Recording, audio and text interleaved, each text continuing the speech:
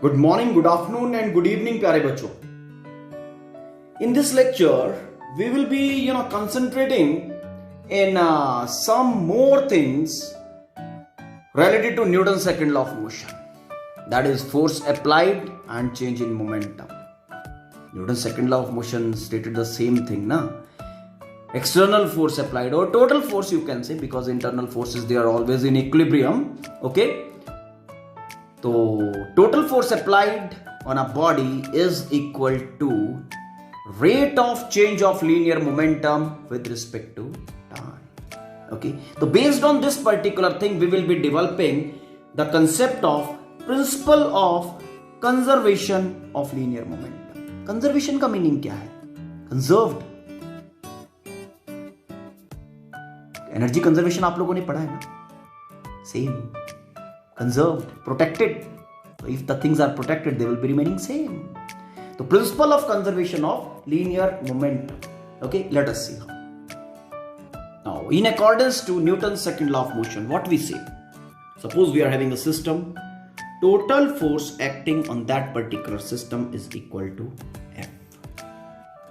This is equal to rate of change of momentum with respect to time. यही है ना, rate of change of momentum with respect to time.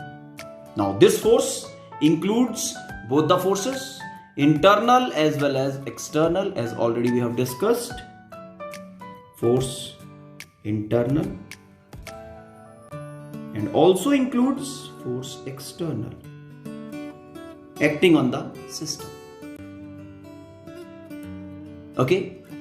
Now when this was told, तो ये दोनों का vector sum जो है okay वो ये फोर्स बनाता है. After this was also told कि internal forces they are always in equilibrium.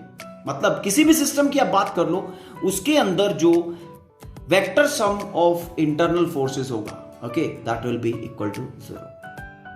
Something like this, vector sum of all internal forces equal to 0. तो जब इंटरनल फोर्सेस 0 है तो यहां पे सिर्फ एक्सटर्नल फोर्सेस बचा, और हमने फिर कहा था कि external force acting on the system is equal to rate of change of momentum with respect to time. In the view of that internal forces in a system are always in equilibrium. Okay, हम क्या कर रहे हैं, situation modify कर दिया हमने Newton second law of motion का. तो external force is equal to rate of change of momentum with respect to time. अब यहां पे एक सिचुएशन एज्यूम कर रहा हूं, देखो on the basis of that आपका law of conservation of linear momentum define हो जाएगा. I am assuming a kind of system in which external force acting is equal to 0. Mean no external force is acting on the system.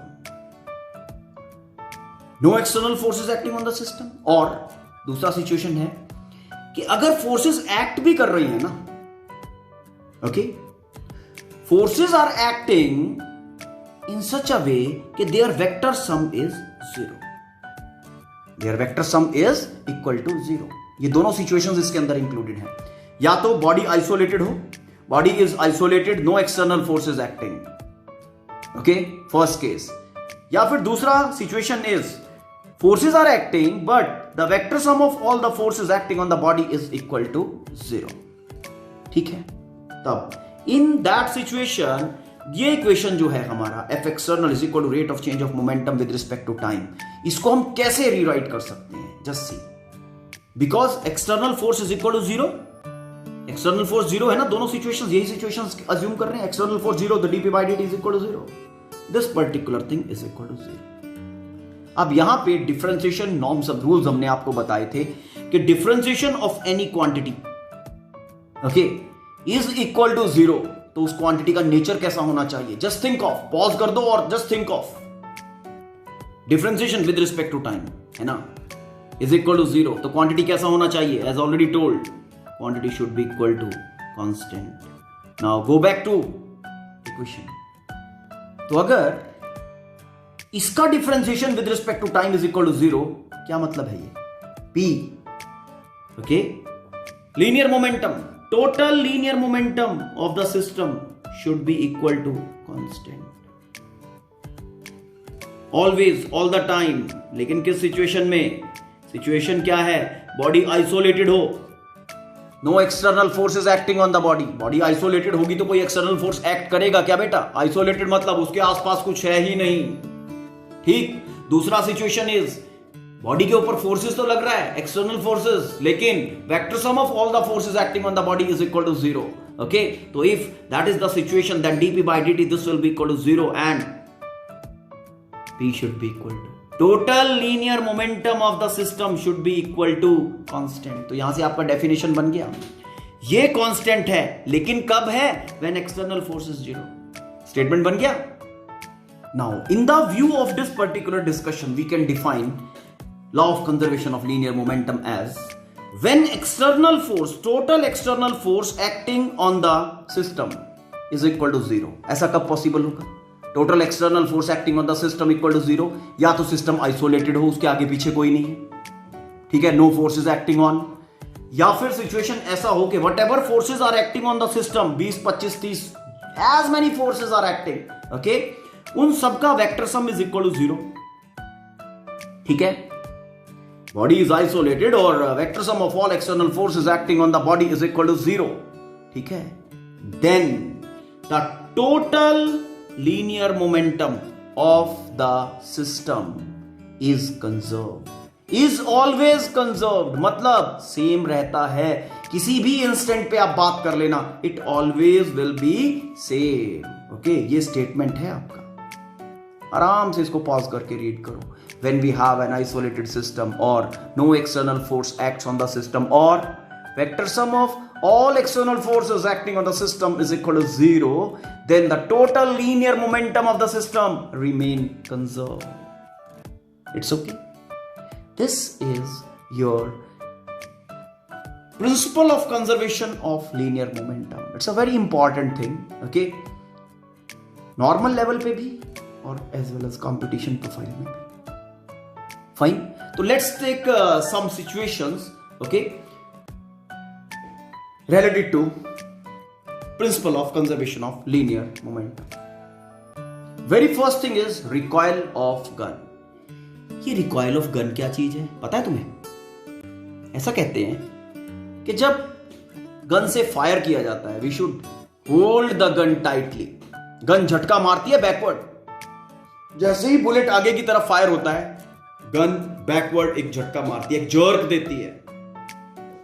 That is because of recoil of the gun। मतलब आपका जो bullet है वो आगे की तरफ fire होता है और गन एकदम से मूव करता है बैकवर्ड पोजीशन में। Just see how and why. See, ये आपका गन है, इसके अंदर ये बुलेट है, ठीक है। ये बुलेट अकेला नहीं होता है, कार्ट्रिज के अंदर होता है। मैं बता देता हूं कैसा होता है। ये पूरा सिलिंड्रिकल पैक होता है, ओके, इस तरह से, फाइन, और उस पैक के अंदर बुलेट होता है बेटा, ठीक। यहां बुलेट के बैक में यहां पे एक्सप्लोजिव होता है,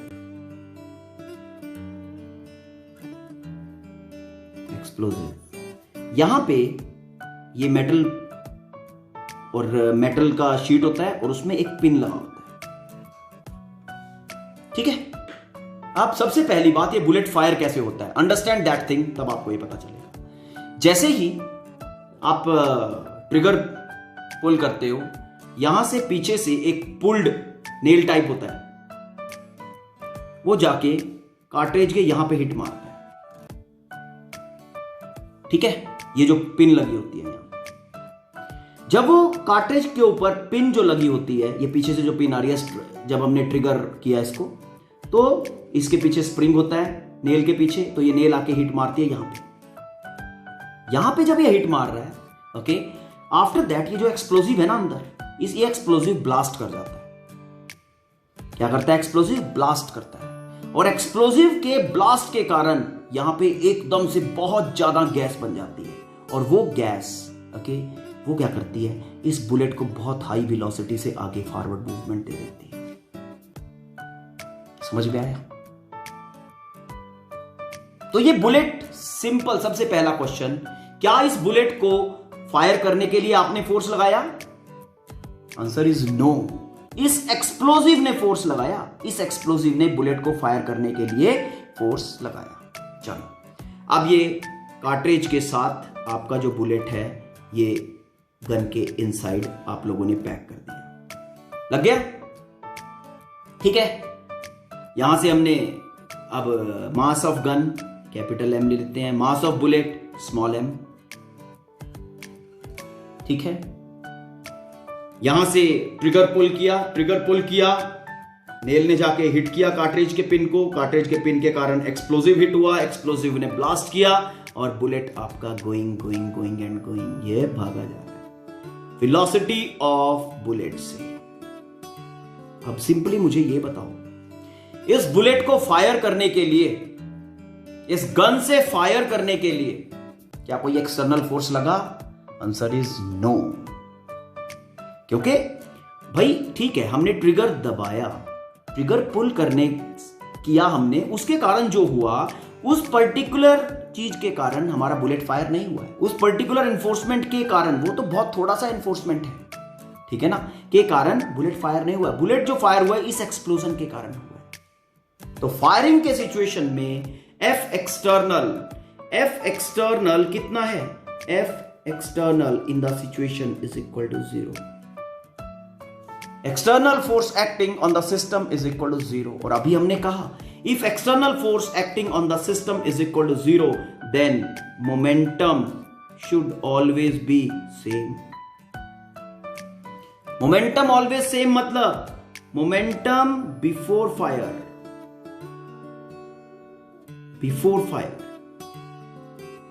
should be equal to linear momentum, total linear momentum after fire.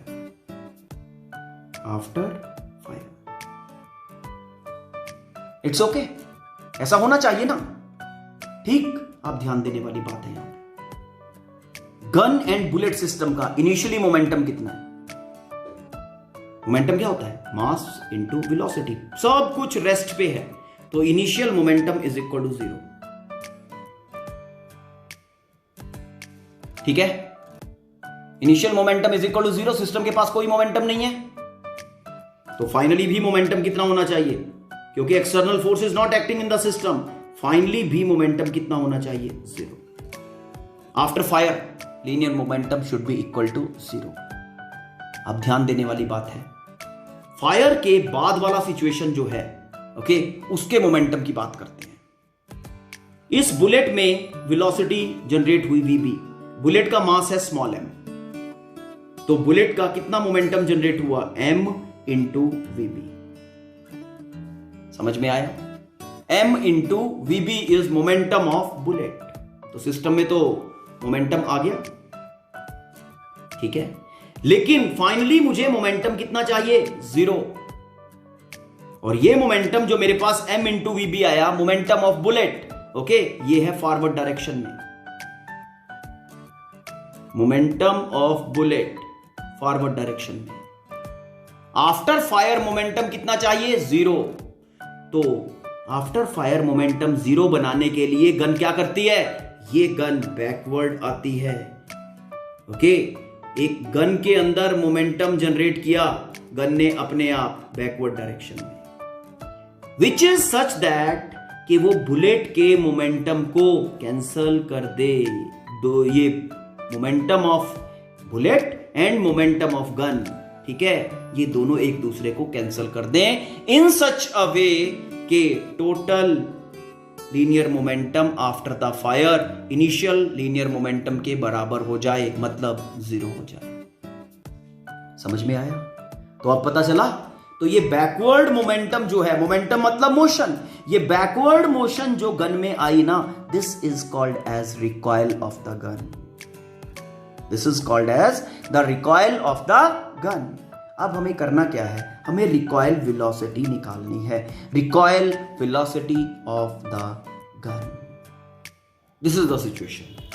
Mass of gun mg, mass of bullet m b, initial velocity of gun ug, initial velocity of bullet ub, before fire, है ना। After fire finally velocity of gun हो गई vg and velocity of bullet हो गई vb। It's clear? ठीक है। अब momentum, linear momentum before fire, linear momentum after fire. ठीक है, मैंने ये सिचुएशन बना दी, linear momentum before fire, linear momentum after fire, both are equal. क्यों equal? Because no external force is acting okay to fire the bullet from a gun. ठीक है, as no external force is acting on the system, therefore linear momentum should be same before and after fire। ठीक है बेटा, तो linear momentum before fire कितना होगा? Momentum of gun and momentum of bullet. ठीक, तो देखो मोमेंटम ऑफ गन कितना बनेगा? मास of gun multiplied by initial velocity of gun. ठीक है, ये गन का हो गया। अब गन के अंदर ही बुलेट पड़ा हुआ है, ये लो, mass of bullet, initial velocity of bullet. It's okay, vector sum हो जाएगा बेटा दोनों। वैसे तो यूजी और यूबी जीरो ही हैं, तो ये जीरो हो जाएगा। Is equal to after fire mass of gun, velocity of gun, this is your recoil velocity. अब देखते हैं कैसे आएगी, प्लस ये तो हुआ गन का, बुलेट का, mass of bullet into final velocity of bullet. ठीक है, ये लो, clear? Now initially UG and UB is equal to zero, as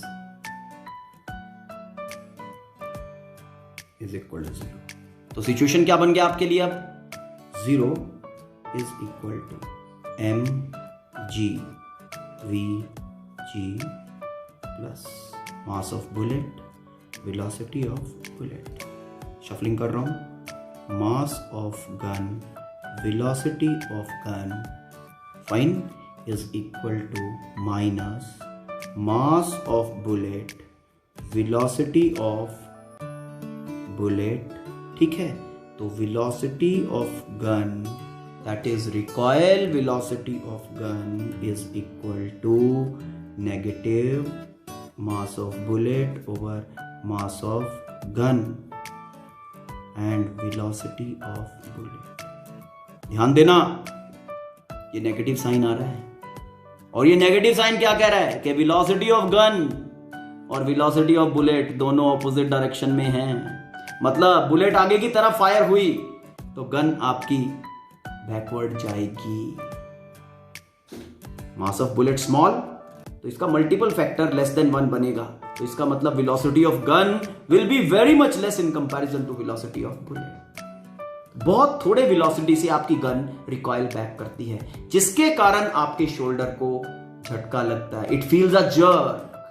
therefore it is suggested कि जब फायर करना है तो क्या करना है? गन को टाइटली होल्ड करना है, नहीं तो शोल्डर, ठीक है ना, फ्रैक्चर हो जाएगा। ठीक है बेटा, समझ में आया? तो this is based on conservation of linear momentum. Let's take one more example, flight of a rocket. ठीक है, ये रॉकेट कैसे फ्लाई करते हैं? देखो, इसको समझने के लिए पहले आप ये देखो कि आपके जो ये प्लेन्स चलते हैं, ठीक है ना, फाइटर प्लेन्स चलते हैं या नॉर्मल चलते हैं, वो कैसे चलते हैं? ठीक है ना, उसमें क्या होता है? They push the air backward. ठीक है, they push the air backward. Normal जो जेट फाइटर होते हैं, normal planes, aeroplanes push the air backward. आराम से इसको पॉज करके रीड करो। ठीक है, एरोप्लेन जो होते हैं वो एयर को बैकवर्ड पुश करते हैं, प्रोपेलर जो उसमें लगे होते हैं बैकवर्ड पुश कर रहे हैं एयर को। तो एयर को जब वो बैकवर्ड पुश कर रहे हैं तो हो क्या रहा है बेसिकली?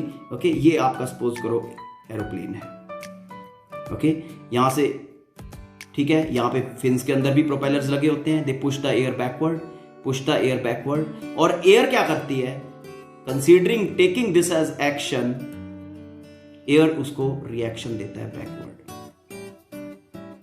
ओके, और इस रिएक्शन के कारण आपका जो एरोप्लेन होता है, जो फाइटर होता है, जो कार्गो प्लेन्स होते हैं, जो एटमॉस्फेयर में, जो अर्थ से 2-3 किलोमीटर ऊपर उड़ते हैं, ठीक है, ओके, ठीक है, एयर स्पेस के अंदर उड़ते हैं हमारे, ठीक, तो वो रिएक्शन के कारण मूव करते हैं, और ये रिएक्शन जो एयर ने दिया, ठीक है ना, फाइन, तो ये क्या करता है, ये प्लेन को आगे मूव करने में हेल्प करता है।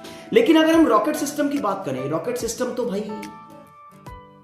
कहां जाके उड़ रहा है, आउट ऑफ एटमॉस्फेयर है ना, एयर ही नहीं है, तो वहां पे हालत क्या होती है, वहां पे सिचुएशन जो है, ओके, वहां सिचुएशन इज डिफरेंट।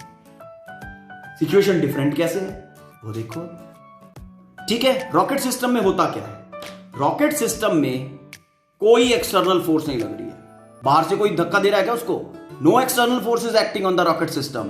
तो अगर एक्सटर्नल फोर्स उसके ऊपर नहीं लग रही है, अब हो क्या रहा है, ठीक, हो क्या रहा है, ये आगे क्यों भाग रहा है, यहां से पीछे से, ठीक है, यहां पे गैसेस बर्न हो रही हैं और पीछे से वो एग्जॉस्ट गैसेस निकल रही है, एग्जॉस्ट निकल रहा है, ठीक है, with very very high velocity of gas, okay.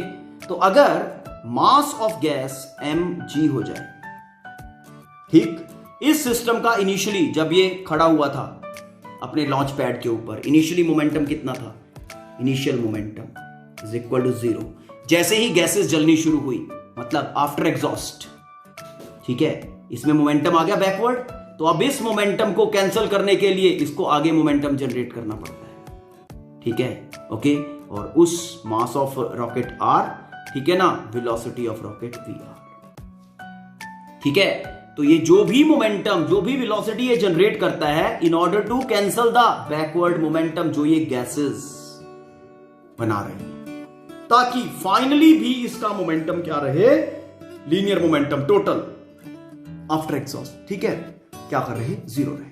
देखो धीरे धीरे आफ्टर द लॉन्च होता क्या है, पहले वेलोसिटी कम होती है, इसका फ्यूल जल रहा है, मास इसका कम होता रहता है, मास इसका, ये मास ऑफ रॉकेट कम हो रहा है, मास ऑफ रॉकेट कम होता रहता है, बट क्योंकि mg और vg ये प्रोडक्ट सेम है, तो फाइनली क्या होता है, मास ऑफ रॉकेट कम हो रहा है तो वेलोसिटी ऑफ रॉकेट बढ़ती रहती है। समझ में आया, ये this is basic principle of a rocket. This is also based on same thing, that is conservation of linear momentum. When no external force act on the system, the total linear momentum of the system remain constant. These all applications are given in your book, okay, so please go through those all things, okay. It will be, these applications will be helping you to understand the thing, that conservation of linear momentum in a good way, okay. So hope you have understood the basic fundamental. Okay, if there is any confusion, if you find any confusion in the lecture, then let me know about. We'll be taking the things next. Thank you. Have a nice day.